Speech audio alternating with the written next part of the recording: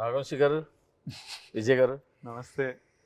Thank you అండి. ఒక ఒక కొత్త తరహాగా స్టార్ట్ చేశారు రౌండ్ టేబుల్ అనేది. జనానికి మీరు కరెక్టా మేము కరెక్టా కూడా తెలియాలి కదా, అందుకని ఊరినే ట్రై చేద్దాం. సరే, ఫస్ట్ ఆఫ్ ఆల్ వంశీ గారు కంగ్రాట్స్ చెప్పాలి for national award. Thank you. నాకు జీవికి ఓకే. ఎనీవేస్ మన సినిమాకి వచ్చింది కానీ వచ్చింది జీవికి, మన బ్యానర్లో వచ్చింది. Yeah yeah yeah. బట్ దానికి కాదు, కంగ్రాట్స్ మీ ఇద్దరికి కూడా చెప్పాలి, ఎందుకంటే డే 1 మంచి ఓపెనింగ్ తీసుకున్నారు. ఇవాళ కూడా బాగున్నాయండి కలెక్షన్స్. డే 2 వర్కింగ్ ఫ్రైడే అయినా కూడా మేము ఎక్స్పెక్ట్ చేసిన దానికంటే కొన్ని జిల్లాలు బాగున్నాయి, కొన్ని జిల్లాలు మేము ఎక్స్పెక్ట్ చేసినట్టు ఉన్నాయి. ఒక జిల్లా అక్కడ 1-6 జిల్లా కొంచెం మేము ఎక్స్పెక్ట్ చేసిన రీచ్ 10% అటు ఇటు ఉంది, కానీ చాలా బాగున్నాయండి వర్కింగ్ ఫ్రైడే కూడా. కానీ ముందు రోజు మీరు చాలా టెన్స్తో ఉన్నారు ప్రెస్ మీట్లో కూడా, ఎప్పుడు మిమ్మల్ని అలా చూడలేదు. నేను 5 కోట్ల రూపాయల సినిమా తీసినా, 500 కోట్ల సినిమా చూసినా, మార్నింగ్ షో పడేదాకా నాకు మొహంలో ఎప్పుడూ స్ట్రెస్ అలానే ఉంటుంది. ఎందుకంటే ఈ మధ్యకాలంలో నేను రిలీజ్ ముందు రోజు ప్రెస్ మీట్ పెట్టలేదు కూడా, మీరు ఎవరు నన్ను చూడలేదు, కానీ నాతో మాట్లాడితే రిలీజ్ టైంలో తెలుస్తుంది. యూఎస్ డెలివరీస్ టెన్షన్ కూడా నడుస్తుంది. సో వాళ్ళు ప్రీమియర్లు పడతాయా లేదా ఈ టెన్షన్లోనే ఉంది. కానీ అసలు అంటే మనకు తెలియకుండా సినిమా జనాల్లోకి ముందే వెళ్ళింది అని నాకు అనిపిస్తుంది.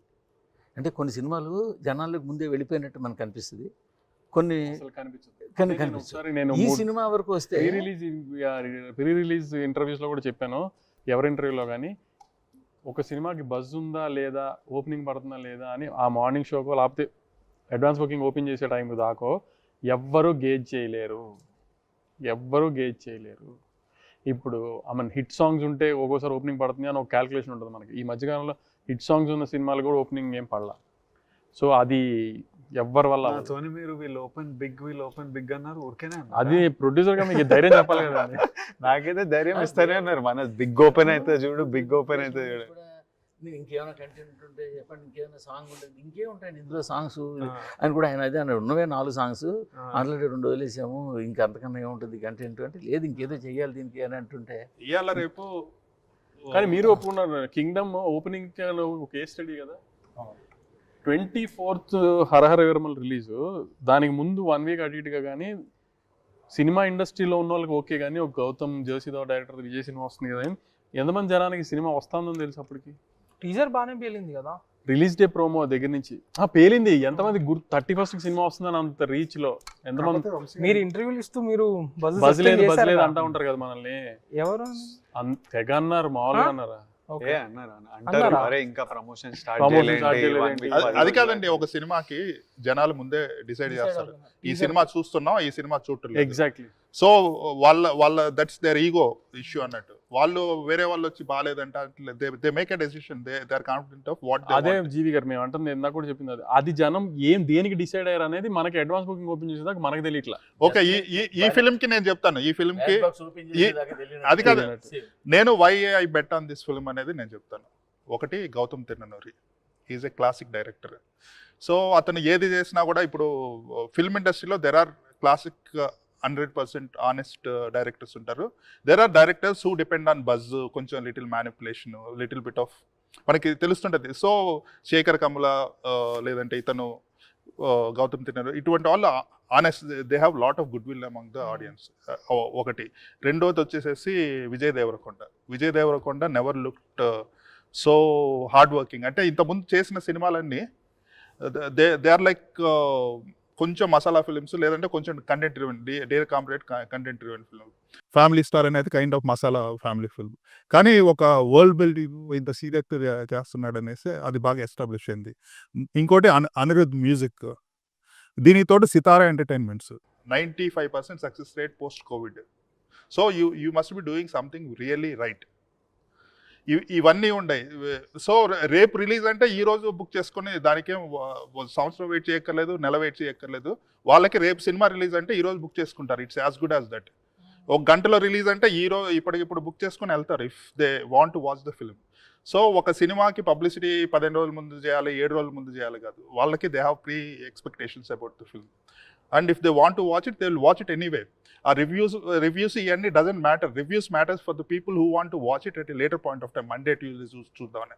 కానీ 60 to 70% of the revenue comes in the first weekend it self. మీరు చెప్పండి నాకు, యూజువల్గా మనం సినిమాని డిఫెన్స్ సూపర్ హిట్, యావరేజ్ అనే కాల్కులేషన్ వచ్చి యావరేజ్ అనే పదాన్ని తీసేసాను. సార్ ఇవాళ హిట్ ఇవాళ బ్లాక్ ఇవాళ buster situation- super hit hit అని అసలు అది కాదు. ఇవాళ ఒకటి చెప్పనా మీకు, ఒక రెండే క్యాలిక్యులేషన్స్ ఉన్నాయి ఇండస్ట్రీలో. జిఎస్టీతో బయ్యర్ బయటపడితే హిట్ సినిమా, ఓకే నేను జిఎస్టీ ఇచ్చి అవును జిఎస్టీ బయ్యర్కి మిగిలింది అనుకోండి అవును. సూపర్ హిట్ సినిమా, కమిషన్ వస్తే బ్లాక్ బస్టర్ అంతే. ఇది ఏ కేటగిరీకి వెళ్తుందని మీ ఐడియా? అంటే ఇంకా 2 days అయింది, ఇంకా ఇవాళ అయితే చాలా నేను run ఉంది ఇవాళ అయితే నేను 2 weeks మీకు గ్యాప్ కూడా ఉంది. చెప్పేది సార్, అది కంప్లీట్ చేయనివ్వండి సార్. ఇవాళ పొజిషన్ చెప్తున్నాను నేను కూడా. నైజాం సూపర్ హిట్లో ఉంది సార్, సీడెడ్ సూపర్ హిట్కి వెళ్తుంది సార్, ఆన్ ద వేలో ఉంది సార్. ఆంధ్ర హిట్ స్టేటస్లో ఉంది సార్. ఆంధ్రాలో 3-4 జిల్లాలకు నేను జిఎస్టీ ఇచ్చేటట్టుగా ఇవాళ పొజిషన్ ఉంది సార్. ఓవర్సీస్ బ్లాక్ బస్టర్ పొజిషన్లో ఉంది సార్.